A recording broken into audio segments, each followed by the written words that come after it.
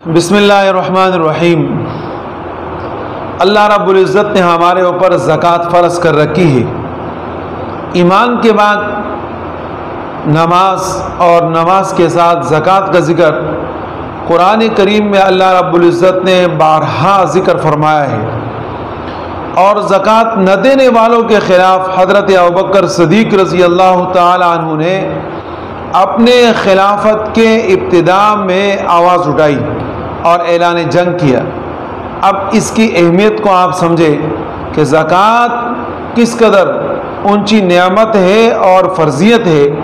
کہ اس سے کسی بھی طریقے سے غفلت اسلام میں برداشت نہیں ہے۔ اب یہ کہ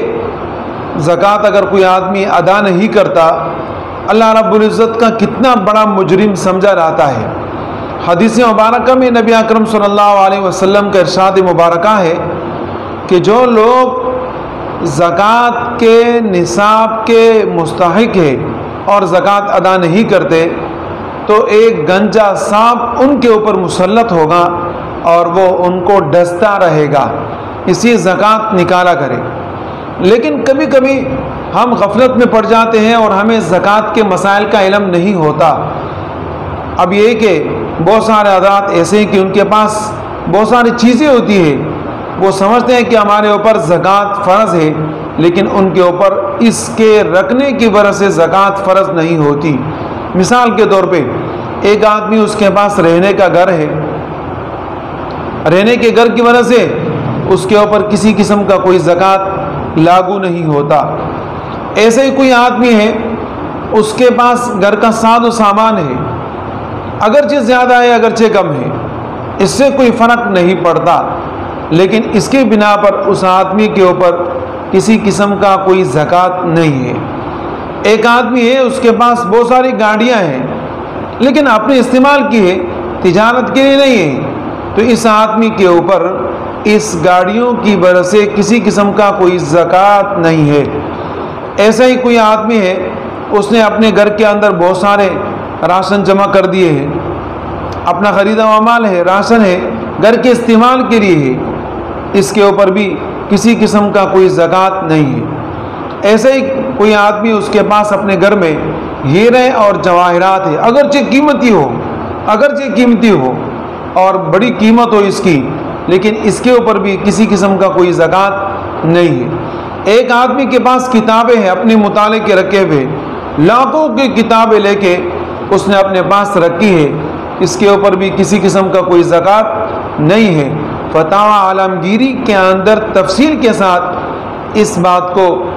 ذکر کیا گیا ہے۔ اسی طریقے سے ایک اور بات آپ ذہن میں رکھیں کہ مثال کے طور پہ آپ نے تجارت کی نیت سے کوئی چیز خرید لی، لیکن بعد میں آپ کا نیت تبدیل ہو گیا اور آپ نے تجارت سے ہٹ کے اس چیز کو اپنے گھر کے استعمال میں یا اپنے ذاتی استعمال میں رکھ دیا، تو تب بھی فتاوی عالمگیری کے اندر لکھا ہے کہ بطلت عنہ الزکاۃ، کہ زکوٰۃ اس سے باطل ہو گئی۔ اسی طریقے سے آپ کے پاس مال ہے، لیکن وہ مال آپ کے قبضے میں نہیں ہے، من کل الوجوہ،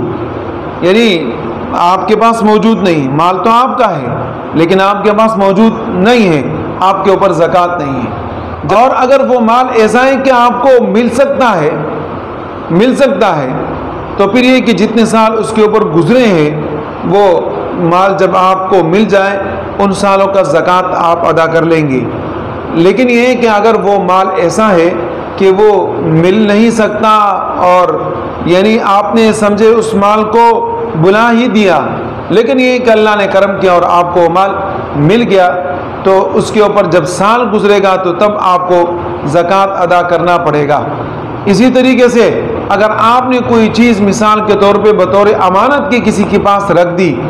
تو زکوٰۃ آپ کے اوپر بھی نہیں ہے، اور جس کے پاس وہ امانت رکھی ہوئی ہے اس کے اوپر بھی زکوٰۃ نہیں ہے۔ فتاوی عالمگیری میں ساری تفصیلیں اس کے متعلق لکھی ہوئی ہیں، اور